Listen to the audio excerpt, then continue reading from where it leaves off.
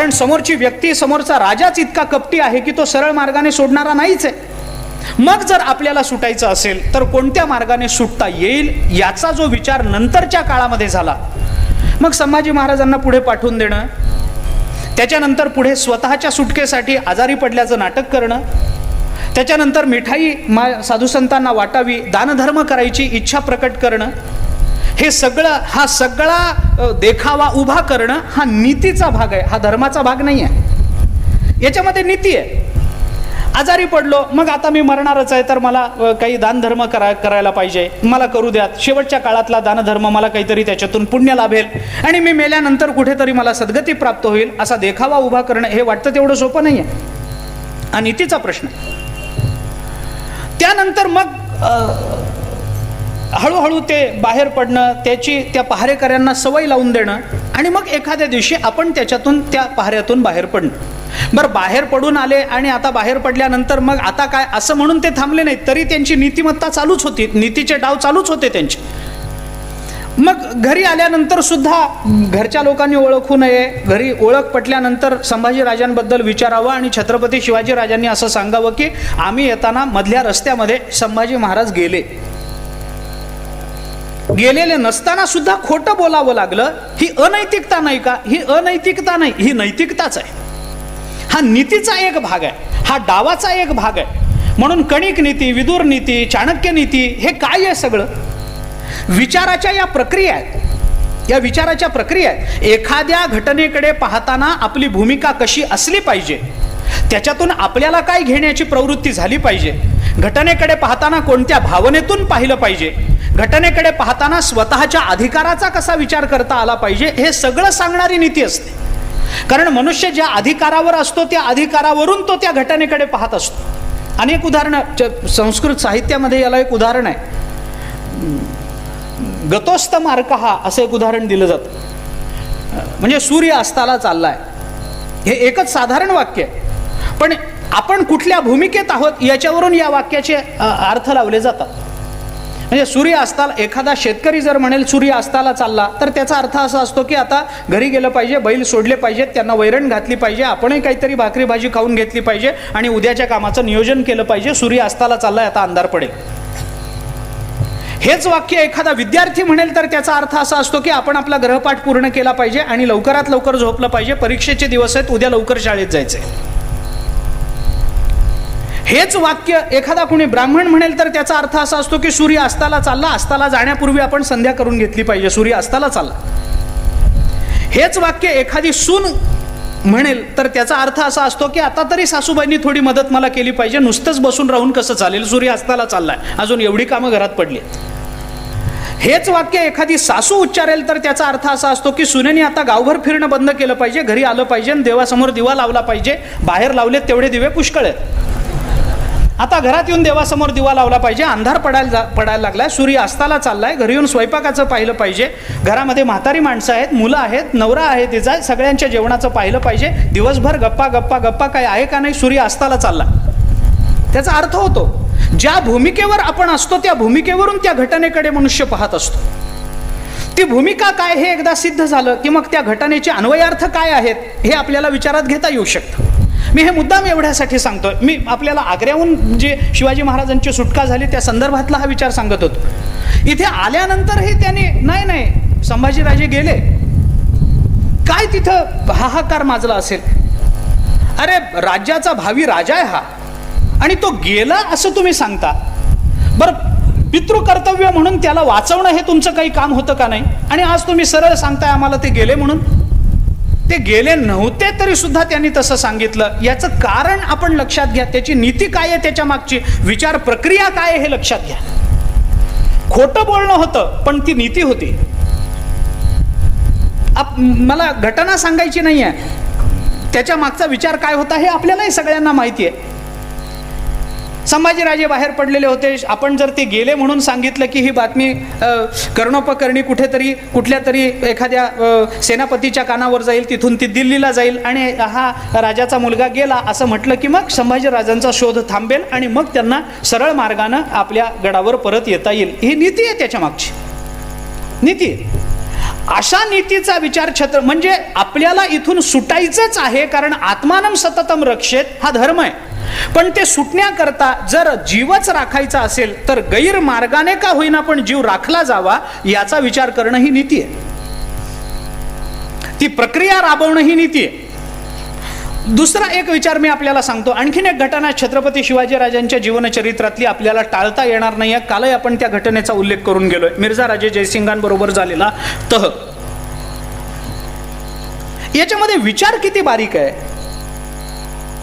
जे सगळंच जाणार आहे त्याच्यातलं थोडं देऊन जर उरलेलं राखता येत असेल तर ते राखलं पाहिजे. अर्धम त्यजति पंडिता आपण म्हणतोच. पंडित कोण आहे? जो अर्ध राखतो. तो सगळंच जाण्याची वेळ आली तर अर्ध देतो पण अर्ध राखतो. मिर्झा राजे जयसिंगांचं स्वारी ज्या वेळेला झाली त्यावेळेला शिवाजी महाराजांच्या ऐवजी जर दुसरा कोणी राजा असता तर मला नाही वाटत एकही किल्ला त्याच्या हातात राहिला असता. पण शिवाजी महाराजांनी अर्ध राज्य राखलं. दुर्बल होतं त्यावेळेला ते. जेवढं हातात राखलं तेवढं काही प्रबल राज्य होतं असं नाही, तेही दुर्बलच होतं. सगळे महत्वाचे गड गेलेच होते, सगळे महत्वाचे किल्ले जवळजवळ गेले होते. दुर्बल राज्य होतं, पण तरी शिवाजी महाराजांनी तेवढं राखलं. हरकत नाही. फिनिक्स नावाचा एक पक्षी आहे, आपल्याला हे ऐकून माहिती असेल. तो राखेतून भरारी निर्माण होतो आणि भरारी घेतो, आकाशापर्यंत जातो असं म्हणतात. शून्यातून निर्मिती करणं, शून्यातून उभं करणं हे काम शिवाजी महाराजांनी अनेक वेळेला केलेलं आहे. एका वेळेला झालं असं नाही. सगळं गेलं, थोडं राखलं. आता सगळं द्यावं लागलं आणि थोडं राखता आलं. याच्यामध्ये आपलं थोडं का होईना आपण राखलं पाहिजे, हा धर्म आहे, तो स्वधर्म आहे. आणि जेवढं राखलेलं आहे त्याच्यावरून गेलेलं सगळं पुन्हा मिळवणं ही नीती आहे. गेलेलं मिळवताना एक गतिमानता आवश्यक असते आणि मिळवलेलं राखण्याकरता एका निश्चयाची आणि एका विचाराच्या स्थैर्याची अपेक्षा असते.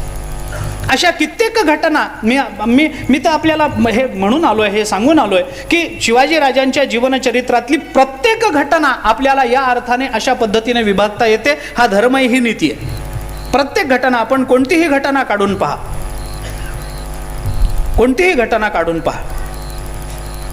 कोंढाणा घ्यायची वेळ आली त्याही वेळेला जिजाबाई साहेबांनी सांगितलं हा पहिल्यांदा घेतला पाहिजे. खरं त्यावेळेला ती भूमिका नव्हती. तो गड घ्यायचे त्यांच्या मनामध्ये त्यावेळेला, बघू आपण जवळचा असला तरी आधी बाजूचे घेऊ, ताकद जास्त वाढल्यानंतर मग इथं जाऊ, कारण हा अवघड आहे. आईसाहेबांनी सांगितलं घ्यायचा आहे. झालं, सगळे विचार बदलले. आता हाच घ्यायचा हा धर्म झाला. का धर्म झाला? हाच घ्यायचा हा धर्म झाला नाही, आईच्या आज्ञेचं परिपालन करणं आणि ती आज्ञा मोडून न देणं हा धर्म. माझ्या मातेने मला काहीतरी सांगावं आणि त्याचा शब्द खाली पडू देऊ नये, हा पुत्र कर्तव्य, हा पुत्र धर्म म्हणून मला पाळला पाहिजे. आईने मला सांगितलं हे असं कर. आपण आपल्या त्यांच्या जागी कोण असतं तर त्यांनी काय केलं असतं याचा विचार मला करायचाच नाही. मी आपल्याला हे जाता जाता सांगून जातो की छत्रपती शिवाजी राजांच्या जीवनाचा विचार करताना किंवा त्यांचं चरित्र वाचताना बहुतेकांचं असं होतं, माझंही झालेलं आहे, आपलंही झालं असेल, की ते वाचताना नकळतपणे आपण शिवाजी महाराजांची आणि सद्य परिस्थितीतल्या राज्यकर्त्यांची आपोआप तुलना करायला लागतो. हा काय दुर्गुण आहे मला माहित नाही. ही तुलना होईल का? ही तुलना होईल का? कधीच होणार नाही, कधीच होणार नाही. शिवाजी महाराजांच्या जवळपास जाणारा राजा सुद्धा नंतरच्या काळात महाराष्ट्राला मिळाला नाही, तर तुलना होईल कशी? तुलना करण्याकरता समांतर असावे लागतं दोन्ही. तुलना साहित्यामध्ये त्याचा विचार आहे. तुलना ही दोन प्रकारची असते, एक अवांतर तुलना आणि दुसरी गौण परमतुलना. गौण तुलना आणि परमतुलना असं म्हणतात. त्या एखाद्या वस्तूची दुसऱ्या तशाच वस्तूशी केलेली जी तुलना असू शकते त्याला अवांतर तुलना असं म्हणतात. आणि त्या वस्तूची त्याच वस्तूशी जी तुलना केली जाते त्याला परमतुलना असं म्हणतात. यालाच अनन्वय अलंकार असं म्हणतात साहित्याच्या भाषेमध्ये. हाच अनन्वय अलंकार.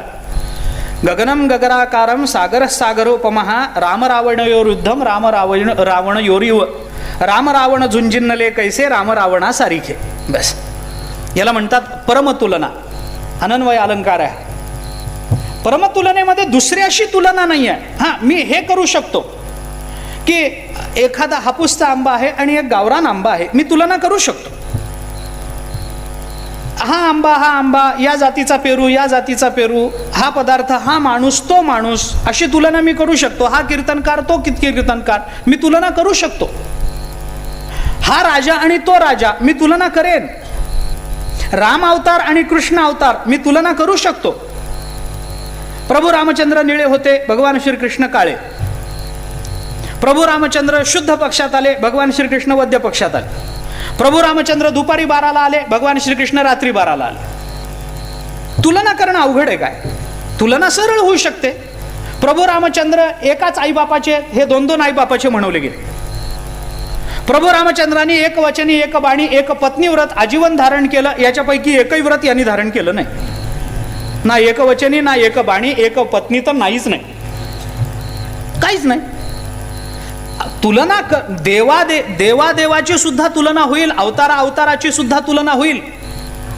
कितीतरी तुलना करता येऊ शकते. करता येणारच नाही असं नाही. प्रभू रामचंद्र कसे होते आणि भगवान श्रीकृष्ण कसे होते, तुलना पुष्कळ आहे.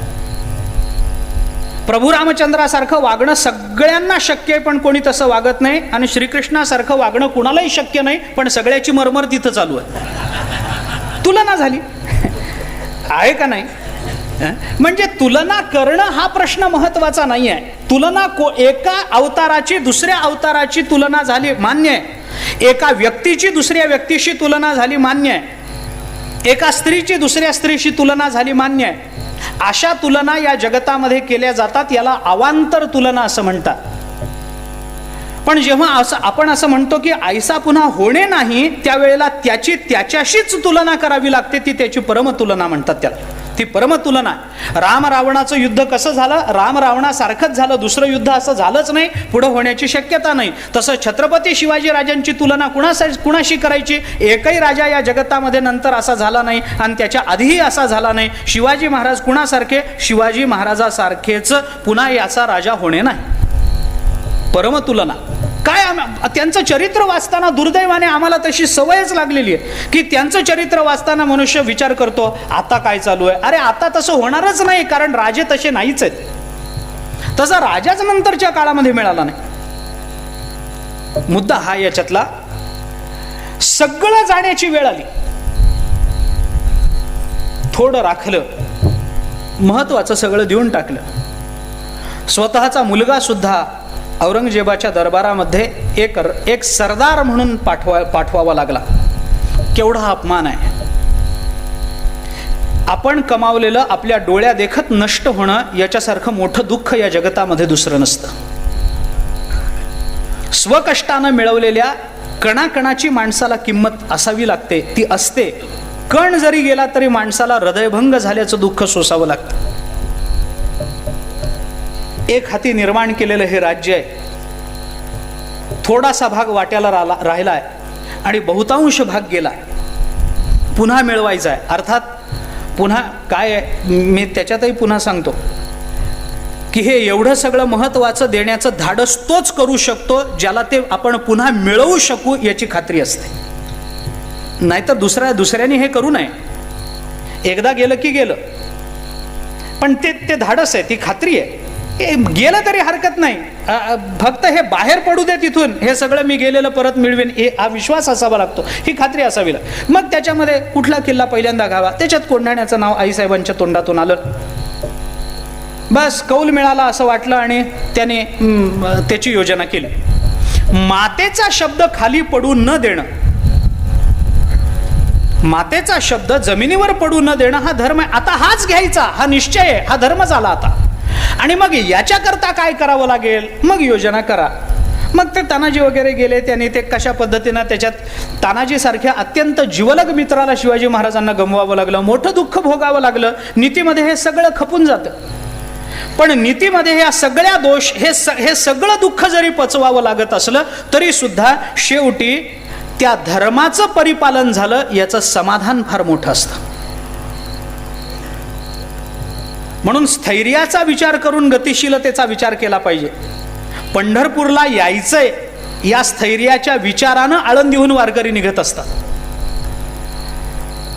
उदाहरणं मी अधिक देत नाही, पण नीतीचा विचार करताना शिवाजी महाराजांच्या जीवनचरित्रातल्या प्रत्येक घटनेमध्ये अशा पद्धतीच्या धर्माचा आणि नीतीचा विचार आपल्याला सांगता येऊ शकतो. आपण कोणतीही घटना काढा, कोणतीही काढा, जी आपल्याला त्यांच्या चरित्रातली आवडली असेल, जी आपल्याला महत्त्वाची वाटत असेल, जी घटना आपल्याला त्यांच्या संपूर्ण व्यक्तिमत्वावर प्रकाश टाकणारी आहे असं वाटत असेल, कोणतीही घटना आपण त्यांच्या जीवनचरित्रातली काढा, धर्म आणि नीतीचा व्यवहार त्यांच्या जीवनचरित्रामध्ये आपल्याला पाहता येतो.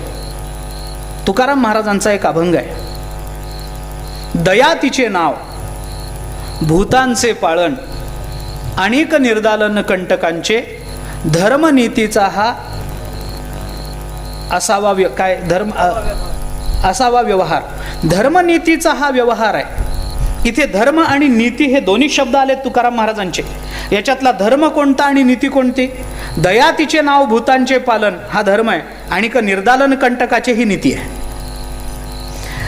भूतांचं पालन, दुर्जनांचं निर्दालन करणं, म्हणून मी आपल्याला हे बोललो की नीतीचा विचार संतांच्या जीवनचरित्रामध्ये प्रगल्भतेने दिसतो आणि धर्माचा व्यवहार हा भगवंताच्या जीवनचरित्रामध्ये फार प्रगल्भतेने दिसतो.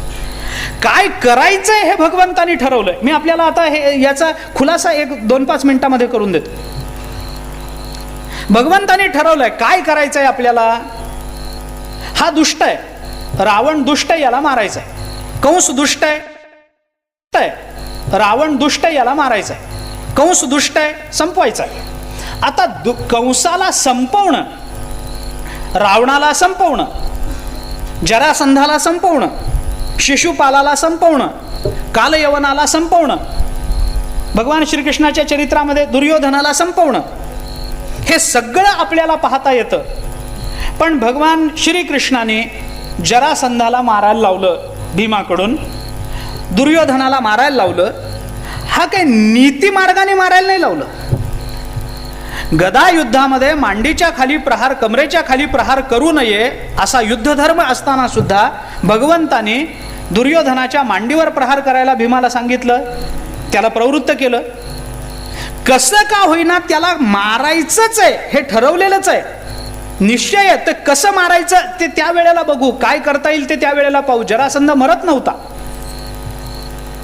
भीमाने अनेक वेळेला त्याला मारला, त्याला खाली पाडला, त्याचं अंग फाडलं. एका पायावर पाय द्यायचा, दुसरा पाय वर ओढायचा आणि त्याला शरीराच्या मधून फाडून दोन्हीकडे टाकून द्यायचा. पुन्हा ते दोन्ही अंग एकत्र व्हायचे, भीमाबरोबर पुन्हा युद्ध व्हायचं. भगवान श्रीकृष्णाने बाहेर उभे होते. ते ही सगळी यांचं युद्ध चालू असताना भीम थकत चाललेले. भीमाने विचार केला आता काय करायचं. भगवंताकडे पाहिलं. भगवंतानी काय करावं, एक काडी घेतली, ती मोडली आणि उजव्या हातात आलेली काडी डाव्या भागात टाकून दिली आणि डाव्या हातातली काडी उजव्या भागाला टाकून दिली. भीमाला कळलं की इथे कुठली नीती आचरणात आणायची. त्यांनी जरासंधाला पाडलं. उजव्या हातात असलेलं शरीर डाव्या हाताला टाकून दिलं, डाव्या हातातलं शरीर उजव्या हाताला टाकून दिलं. जरासंध संपला. दुष्टाला मारायचंच आहे, संपवायचंच आहे. ते नीती अनीती याचा विचार करण्यापेक्षा त्याला संपवणं महत्वाचं आहे, याच्यावर जोर दिला जातो भगवंताच्या चरित्रात. आणि कसं संपवायचं आहे, दुर्जनांनाच संपवायचं आहे ना. मग ज्ञानेश्वर महाराजांनी संपवलं ना. कसं संपवलं, त्यांनी नीतीचा विचार केला. त्यांनी सांगितलं जे खळांची व्यंकटी सांडो. संपला दुर्जन. दुर्जन तिथेही संपला आणि दुर्जन इथेही संपला. ज्ञानेश्वर महाराजही दुर्जनाला संपवतात आणि भगवान श्रीकृष्णही दुर्जनाला संपवतात. पण दोघांच्या संपवण्यामध्ये फरक आहे. भगवान श्रीकृष्णाने दुर्जनाला संपवणं धर्म आहे आणि ज्ञानेश्वर महाराजांनी जे खळांची व्यंकटी सांडो असं म्हणणं ही नीती आहे. दुर्जन महत्वाचा नाही, दुर्जनता महत्वाची आहे. आणि भगवान श्रीकृष्ण विचार करतात, दुर्जनता जर दुर्जनाच्या आश्रयाने राहत असेल तर दुर्जन संपवला की दुर्जनतेला आश्रय मिळत नाही, दुर्जन संपवा. ज्ञानेश्वर महाराजांनी म्हटलं दुर्जन संपवून उपयोग नाही. अरे दुर्जन असू देत, काय माणूस म्हणून त्याचा विचार आपल्याला करता येईल, फक्त त्याच्या मनातली कुटिलता गेली पाहिजे. कुटिलता गेली की तो संपला. विषारी सापाचं विष काढून घेतलं की तो संपला. काय तो असला काय नसला काय, नंतर काही त्रास देतच नाही तो, उलट त्याचा उपयोग करून घेता येतो. त्या पद्धतीनं ज्ञानेश्वर महाराजांनी नीती मार्गानं, नैतिक मार्गाने जे खळांची व्यंकटी सांडो हे म्हणणं ही नीती आहे. कशा पद्धतीनं संपवावं आणि तो संपलाच पाहिजे कुठल्याही पद्धतीनं असं मानून त्याला संपवणं हा धर्म आहे. धर्म आणि नीतीचा. म्हणून मी म्हटलं, दया तिचे नाव भूतांचे पालन अनिक निर्दालन कंटकांचे. हा नीतीचा व्यवहार आपल्याला दोघांच्या जीवनचरित्रामध्ये दिसून येतो. छत्रपती शिवाजी राजांचं जीवनचरित्र म्हणजे या दोन्हीचा समन्वय.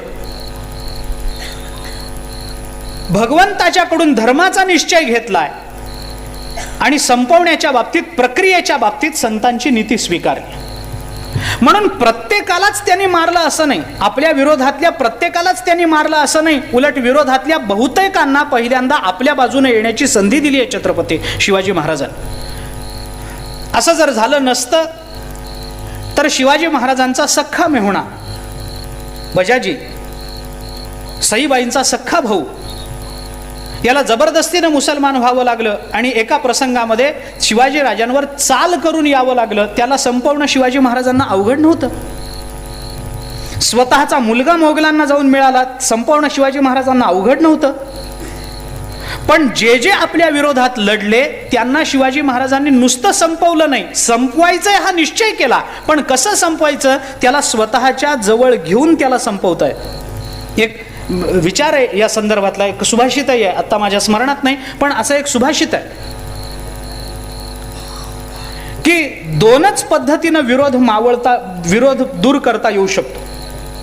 आपल्याला जर कोणी विरोध करत असेल तर दोनच पद्धतीनं तो विरोध मोडून काढता येऊ शकतो. कोणत्या दोन पद्धतीनं? एक तर ताकद असेल तर सामर्थ्यानं त्याला संपवा आणि आपला विरोधक संपवून टाका, आणि जर ताकद नसेल तर त्याचा पक्ष स्वीकारा, विरोध संपून जाईल. दोन मार्गाने आपला विरोध संपवता येऊ शकतो. ताकद सामर्थ्य असेल तर त्याला संपवा, सामर्थ्य नसेल तर त्याचे व्हा, विरोध संपून जातो. शिवाजी महाराजांनी प्रत्येक विरोधकाला माझा व्हा अशी संधी दिलेली आहे. जे झाले नाहीत ते नंतर संपले, पण जे खळांची व्यंकटी सांडो ही नीती त्यांनी पहिल्यांदा स्वीकारलेली आहे. त्याचा वाकडेपणा नाही, त्यांनी स्वतः मिर्झा राजे जयसिंगांना सुद्धा हा विचार दिलाय की तुम्ही काय म्हणून औरंगजेबाच्या पक्षात राहता? अरे हे स्वराज्य आपलं आहे, हिंदूंचं आहे. आज काय हिंदूंची अवस्था आहे?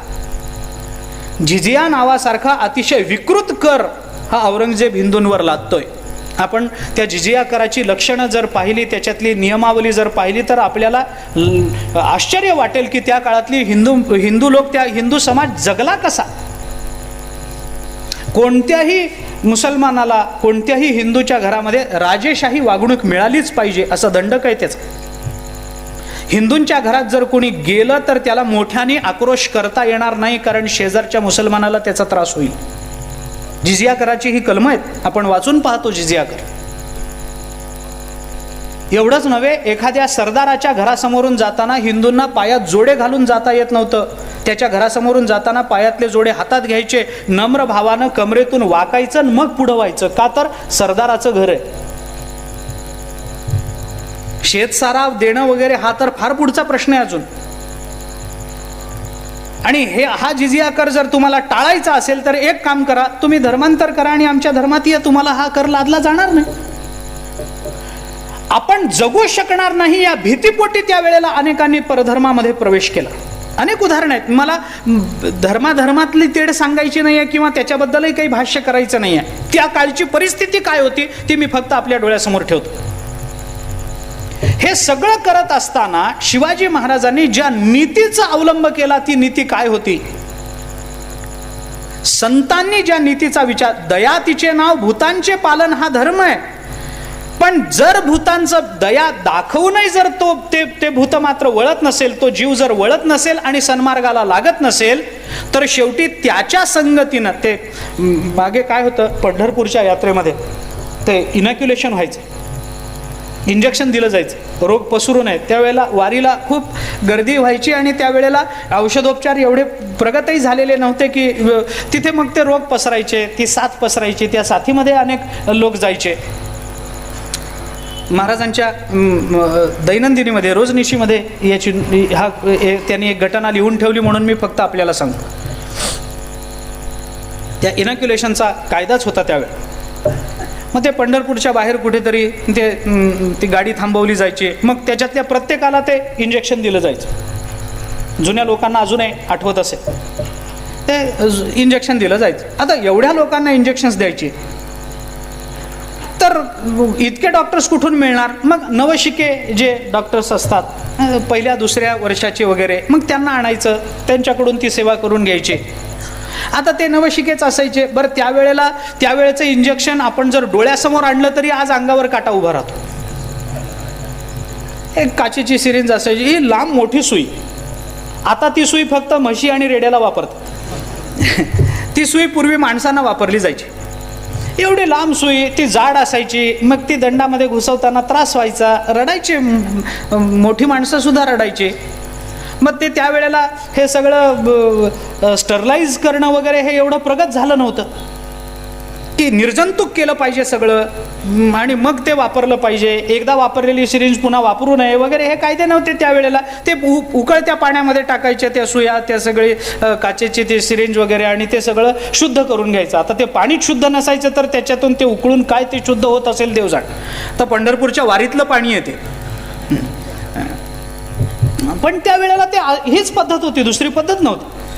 मग ते काय व्हायचं ते की वारकऱ्यांना मग ते इंजेक्शन दिलं की त्याच्याने दंड सुजायचा, त्याचा ताप यायचा. मग ताप आला की चंद्रभागेचं स्नान घडायचं नाही. मग वारीचा तर नियम आहे, चंद्रभागे स्नान विधितो हरिकथा. मग कीर्तनामध्ये बसणं व्हायचं नाही, अंगामध्ये अशक्तता यायची, ताप यायचा, अन्न पाणी गोड लागायचं नाही, खूप त्रास व्हायचा. मग ते तो वारीच्या दिवसामध्ये सुद्धा अंथरुणावर खिळून पडून राहायचा. मग काही मंडळी महाराजांकडे आली होती, दांडेकर मामांकडे आली होती, आणि त्यांनी वारकऱ्यांनी तक्रार केली की आपण काहीतरी याच्यातून मार्ग काढा. निदान महिन्याच्या वारकऱ्यांना, निदान नियमाच्या वारकऱ्यांना तरी ते इनॅक्युलेशन करू नका बाबा, कारण त्याच्याने तो दंड सुजून जातो, अंगात कपडा घालता येत नाही, त्याचा ताप येतो, आम्हाला स्नान होत नाही तीर्थाचं, इथं येऊन सुद्धा काही सेवा होत नाहीत, प्रदक्षिणा होत नाही, नुसतं अंथरुणावर पडून राहावं लागतं. काही आपण सांगा, त्या सुया मोडायच्या दंडामध्ये, त्या सुया मोडल्या की मग त्याचं ते काढण्याकरता आणखीन वेगळा त्रास व्हायचा, पुष्कळ त्रास वारकऱ्यांना त्यावेळेला व्हायचा. मग ते त्यांनी सांगितले, ते करमरकर नावाचे डॉक्टर होते त्यावेळी, ते दांडेकर मामा आणि महाराज करमरकर डॉक्टरांकडे गेले आणि त्यांनी सांगितलं की म्हणा डॉक्टर, अशी अशी वारकऱ्यांची अडचण आहे, आम्हाला असं वाटतं की निदान वारकऱ्यांना तरी तुम्ही सूट द्यावी, त्याचा फार त्रास होतो, अमुक होतं तमुक होतं. त्याने काय वारकऱ्यांची बाजू मांडली. डॉक्टरांनी जे सांगितलं ते नंतर या दोघांनाही पटलं आणि त्या दोघांनी नंतर समजावून सांगितलं, त्याची नोंद त्यांनी आपल्या वहीमध्ये करून ठेवली आहे, म्हणून मला आठवलं म्हणून मी सांगतो. ते म्हणाले, एखाद्या वारकऱ्याला सोडून देण्यामध्ये आम्हाला काही वाटत नाही, काही नाही, काही त्याला त्रास झाला तर आम्हाला काही वाटत नाही, पण आम्ही जर त्याला ते इंजेक्शन नाही दिलं, ती लस जर त्याला टोचली नाही आणि तो जर गावात गेला आणि त्याला जर एखाद्याला रोग झाला, तो साथीचा रोग झाला एखाद्याला, तर तो एकटा गेला त्या रोगामध्ये तर आम्हाला त्याचं काही वाईट वाटणार नाही, पण तो जाताना आपल्या जवळपासच्या सगळ्यांना त्या रोगाची लागण करून जातो, म्हणून त्याला ते द्यावं लागतं. एकट्याला त्रास झाला आणि एकटा संपला न संपला हा महत्वाचा प्रश्न नाही, त्याचा परिणाम जेव्हा इतरांवर होतो त्यावेळेला मुळापासूनच ते काढून टाकावं लागतं, ते राहत नाही. नासलेला आंबा तिथे ठेवण्यामध्ये काही गैर नाहीये, पण तो इतरांना वाईट नासवतो म्हणून त्याला बाजूला काढून फेकून द्यावं लागतं, उकिरड्यावर टाकावं लागतं. दया तिचे नाव भूतांचे पालन आणि निर्दालन कंटकांचे. हे कंटकांचे निर्दालन करायची हौस नाहीये, शिवाजी महाराजांनाही नव्हती, भगवंतालाही नाही, आणि संत महात्म्यांना कुणालाही ही हौस नाहीये. मग त्यांनी का केलं, एका दुर्जनाला नाही मारलं तर तो आजूबाजूच्या लोकांना दुर्जन बनवेल, म्हणून त्याचा नाईलाजानं काटा काढावा लागतो बरेचदा.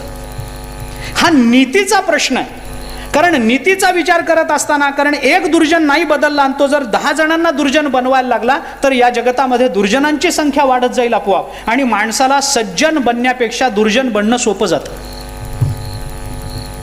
सज्जन बनण्यापेक्षा दुर्जन बनणं सोपं आहे. खरं म्हणजे सज्जनता हा माणसाचा स्वभाव आहे, पण तरी सुद्धा तिकडं त्याची धाव नाही, त्याची धाव असते ती तिकडं काहीतरी गैर करण्यामध्येच असते. एक ते आरोप्यते शिला शैले असं एक सुभाषित आहे की काय असतं, एखादी मोठी शिळा, मोठा दगड हा पर्वताच्या शिखरावर नेणं हे फार कठीण कर्म असतं, फार कठीण असतं. पण तीच शिळा वरून जर खाली आणायची असेल तर त्याला फार काही करावं लागत नाही, वरून धक्का दिला की आपोआप ते खाली येतं. खाली यायला कष्ट नसतात, वर जायला कष्ट असतात. शहाणपणानं जगणं आणि चांगलं जीवन जगणं याला कष्ट आहे. मूर्खपणा करायला काही लागत नाही, मूर्खपणा करायला काही लागत नाही. हातात तंबाखू घेऊन त्याला चुना लावला की मूर्खपणा झाला, त्याला काही फार करावं लागत नाही, फार डोकं चालवावं लागत नाही, फार कष्ट करावे लागत नाहीत, फार विचार करावा लागत नाही. मूर्खपणा कधी होऊ शकतो. पण शहाणपणा जर करायचा असेल, शहाणपणाने जर जगायचं असेल, दारू प्यायला काय डोकं लागतं, बिड्या ओढायला काय डोकं लागतं, गैरकर्म करायला काही डोकं लागत नाही, काही फार फार कष्ट करावे लागतात असं नाही. पण शहाणपणानं जर वागायचं असेल, आपलं कार्य हे समाज विघातक न व्हावं, विधायक व्हावं असं जर वाटत असेल तर त्याच्याकरता फार परिश्रम करावे लागतात. म्हणून माणसाची प्रवृत्ती ही बऱ्याच वेळेला गैरतेकडे, गैरप्रवृत्ती फार वाढते, सत्प्रवृत्ती त्या मानाने कमी असते. आणि याच्याकरता म्हणून इतरांच्या ठिकाणी तशा पद्धतीचं दुष्टपणा निर्माण होऊ नये, दुर्जनता निर्माण होऊ नये, याच्याकरता नाईलाजानं आणिक निर्दालन कंटकाचे हे करावं लागतं. भूतांचं पालन आहे आणि निर्दलन कंटकांचं आहे, हे आपण लक्षात घ्या. निर्दलन भूतमात्रांचं नाही आहे. शिवाजी महाराजांच्या जीवनचरित्रामध्ये या दोन्ही घटना, या दोन्ही विषयाचा विस्तार आपल्याला फार प्रगल्भतेनं पाहता येतो. फार प्रगल्भतेनं याचा विचार शिवाजी महाराजांनी केला. म्हणून मी कालचंच सूत्र आपल्याला सांगतो. आणि हा वेग, धर्म आणि नीती, हा समांतर विचार त्यांचा समांतर राहिल्यामुळेच मी पुन्हा कालचं वाक्य आपल्याला सांगतो की आपण घेतलेला निर्णय चुकीचा होता असा पश्चाताप करण्याची पाळी एकदाही त्यांच्या चरित्रात आपल्याला दिसत नाही, त्यांच्यावर आलेली एकदाही दिसत नाही की हा निर्णय आपला चुकला. का चुकला नाही? कारण धर्माचा आणि नीतीचा व्यवहार अगदी समांतर आणि योग्य चालला होता म्हणून नीतीचा विचार. म्हणून मी फक्त चरित्रातल्या काही घटनांचा उल्लेख केला. माझी अपेक्षा एवढीच आहे की याच्या पुढे जेव्हा आपण शिवचरित्र वाचू तेव्हा हे डोळ्यासमोर ठेवून आपण कृपा करून एकदा वाचून पहा की कुठल्या एका प्रसंगामध्ये याच्यातला धर्म कुठला आहे शिवाजी महाराजांचा आणि त्यांनी कोणत्या नीतीचा अवलंब केला. या दोन्ही गोष्टीचा विचार आपण त्याच्यामध्ये पाहू शकता आणि हे गोष्टीचा विचार आपण त्याच्यामध्ये पाहू शकता. आणि हे डोळ्यासमोर ठेवून जर आपण त्यांचं चरित्र वाचू तर शिवाजी महाराजांचं मोठेपण आपल्याला आणखीन एका पद्धतीनं अनुभवाला येईल. ते तर मोठे आहेच आहेत, याच्यात वादच नाही. पण आणखीन एका पद्धतीनं, आणखीन एका दृष्टिकोनातून, आणखीन एका भूमिकेतून त्यांच्या चरित्राकडे पाहिल्याचं समाधान तरी कमीत कमी आपल्याला मिळेल. म्हणून धर्म आणि नीतीचा अवलंब शिवाजी महाराजांच्या जीवनचरित्रामध्ये दिसून येतो. आपण त्या दोन्ही अंगाने त्यांचं जीवनचरित्र पाहिलं पाहिजे. आता एक शेवटचा प्रश्न आपल्याकडे राहतो, त्याच्यामध्ये आता आपण काय केलं पाहिजे. हे झालं, चला ठीक आहे, शिवाजी महाराजांचं जीवनचरित्र अलौकिक आहे, धर्म आणि नीतीचा व्यवहार आहे. आता त्यांच्याकडून आपल्यापर्यंत येण्याचं काय अनुबंध काय, याचा विचार मी पहिल्या दिवशी बोलून आलो. आजही मी आपल्याला फक्त 1-2 वाक्यामध्ये त्याची जाणीव करून देतो. शिवाजी महाराजांचं जीवनचरित्र अभ्यासताना, वाचताना, ते तुम्ही वाचा, अभ्यासा, त्याचं पुनरावलोकन करा, त्याचं परिशीलन करा, त्याच्यामध्ये बुडून जा, ते तेवढंच गोड आहे, याच्यात वाद नाही.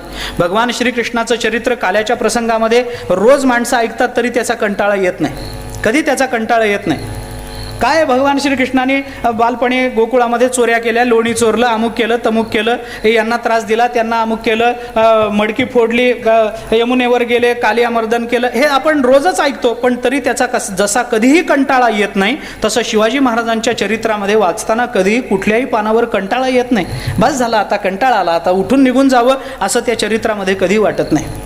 नित्य नूतन हरू म्हणे नेणिजे देवी जैसे का स्वरूप तजे तैसे नित्य नूतन देखीजे गीता तत्व. हे जसं गीतेच्या बाबतीत आहे तसं शिवचरित्राच्या बाबतीत मध्ये सुद्धा नित्य नूतन देखीजे शिवचरित्र असं आपल्याला म्हणता येऊ शकते. ही नित्य नूतनता आहे त्याच्यामध्ये, ते वाचतच राहावं असं वाटतं. फक्त आता त्याचा विचार सांगताना एवढाच विचार आहे की जरी त्या घटना आपल्या जीवनामध्ये घडत नसल्या, तशा पद्धतीची माणसं जरी शत्रू म्हणून आपल्यासमोर उभी नसली तरी त्या प्रवृत्तीची माणसं आज आपल्यासमोर शत्रू म्हणून उभीच आहेत, हे आपल्याला नाकारता येणार नाही.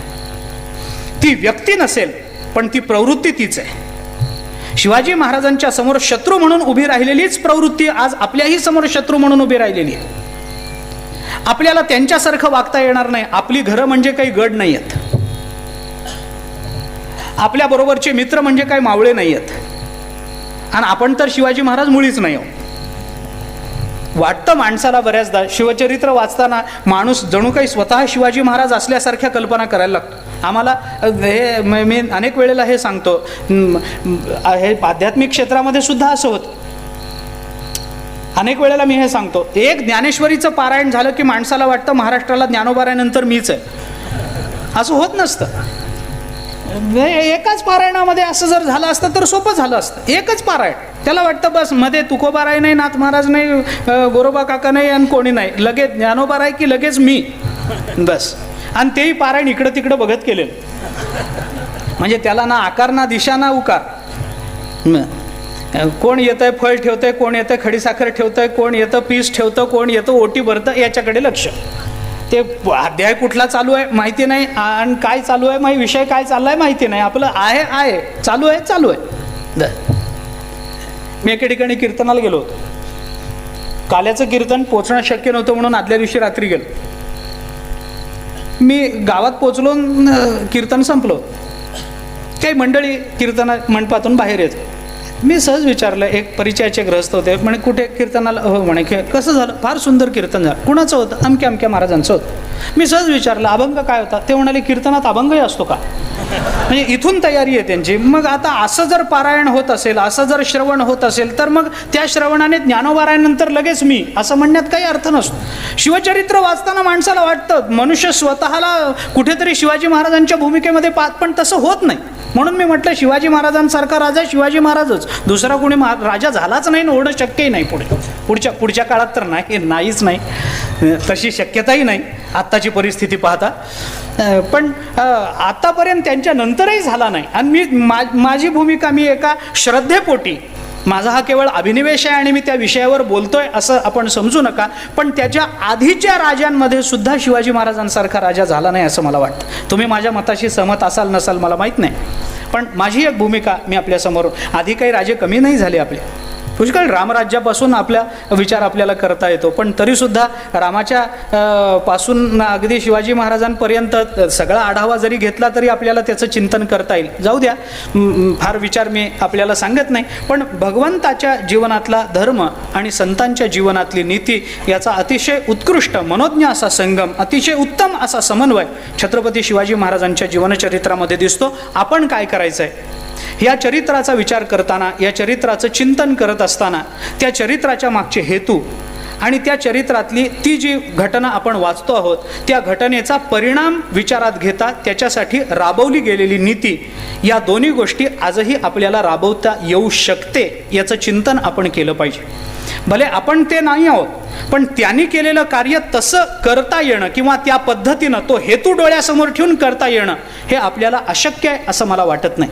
आणि त्या दृष्टीनं आपल्या प्रत्येकाची ही एक नैतिक आणि धार्मिक जबाबदारी होते की जर आपण शिवाजी महाराजांचं चरित्र वाचत असो आणि ते चरित्र जर आपल्याला आवडत असेल, तर त्या चरित्रातले जे शिवाजी महाराजांच्या ठिकाणी दिसणारे अतिशय महत्त्वाचे असे सद्गुण आहेत, अतिशय महत्त्वाचे गुण आहेत.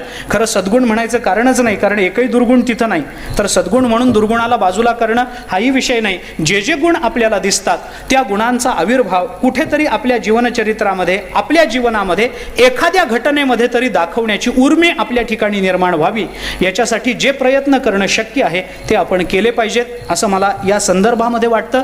म्हणून मी थोडंसं बोललो. शिवाजी महाराजांचा धर्म आणि शिवाजी महाराजांची नीती, मी तुलना करताना कुणाशीही तुलना करू नये असं बोललोय, पण ती तुलना जर अपरिहार्यतेने होत असेल तर छत्रपती शिवाजी राजांनी आपल्या पूर्वी झालेल्या देवादिकांपासून जे चिंतन घेतलेलं आहे, जे केलेलं आहे ते आपण पाहू शकता. कितीतरी पद्धतीनं आपल्याला ते साम्य भगवान श्रीकृष्णाशी, प्रभू रामचंद्राशी छत्रपती शिवाजी राजांचं दाखवता येईल.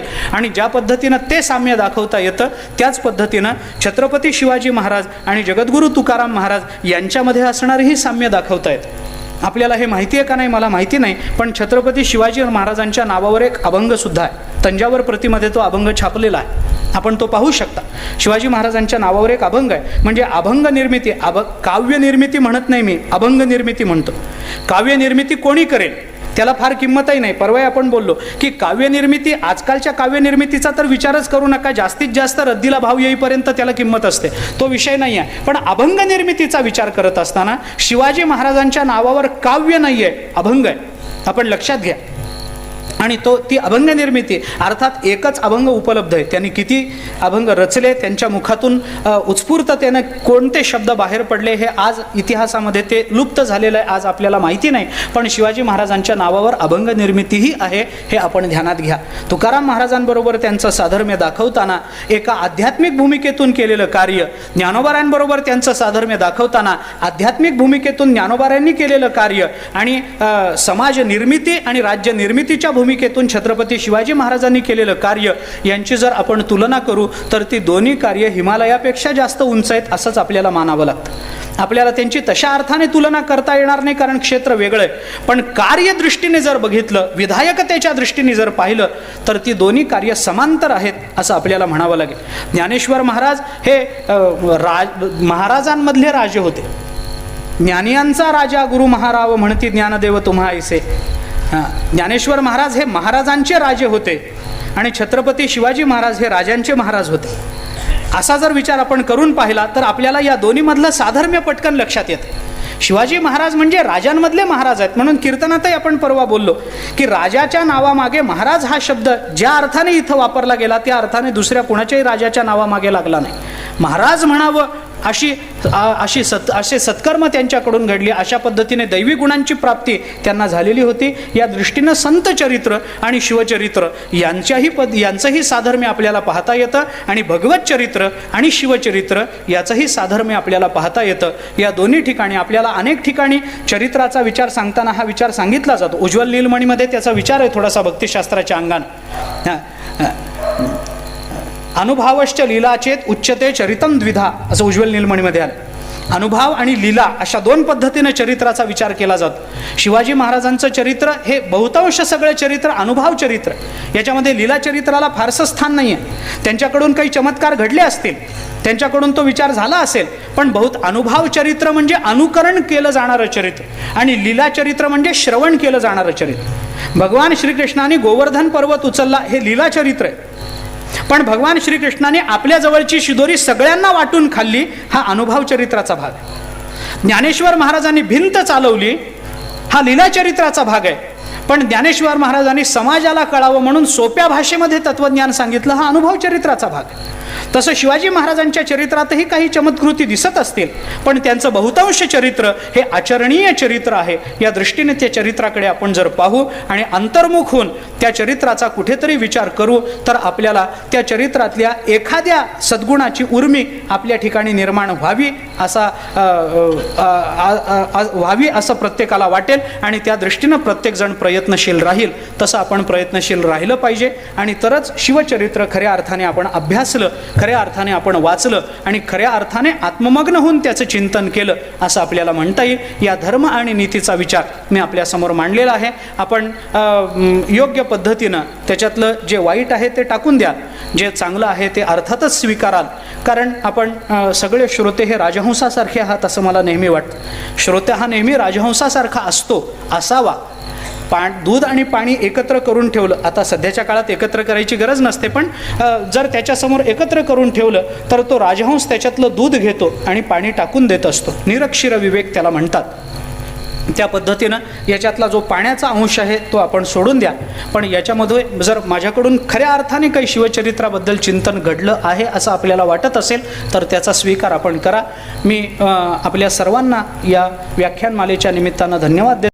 ज्यांनी इथे सद्भावना व्यक्त केल्या आहेत, जे झटलेत त्या सर्वांना अंतःकरणपूर्वक पुन्हा एकदा धन्यवाद देतो. मला आमंत्रित केलं गेलं याबद्दल संस्थेला धन्यवाद देतो आणि अर्थातच तुम्हा सर्व श्रोत्यांना मी अत्यंत अंतःकरणपूर्वक धन्यवाद देतो. आपण या वेळेला थोडंसं गावाबाहेर असूनही आपण मोठ्या संख्येने आणि प्रेमाने इथे आलेला आहात. अतिशय महत्त्वाच्या सिरियल्सच्या वेळा असतात, त्या सोडून आपण सर्वजण इथे आलेले आहात. याबद्दल आपल्या सर्वांच्या प्रति मी कृतज्ञता व्यक्त करतो. आणि 3 दिवस जी काही शिवाजी महाराजांची सेवा माझ्याकडून घडली असेल ती छत्रपती शिवाजी महाराजांच्या चरणी आणि अर्थात तुम्हा सर्व श्रोत्यांच्या चरणी अर्पण करतो आणि थांबतो. धन्यवाद.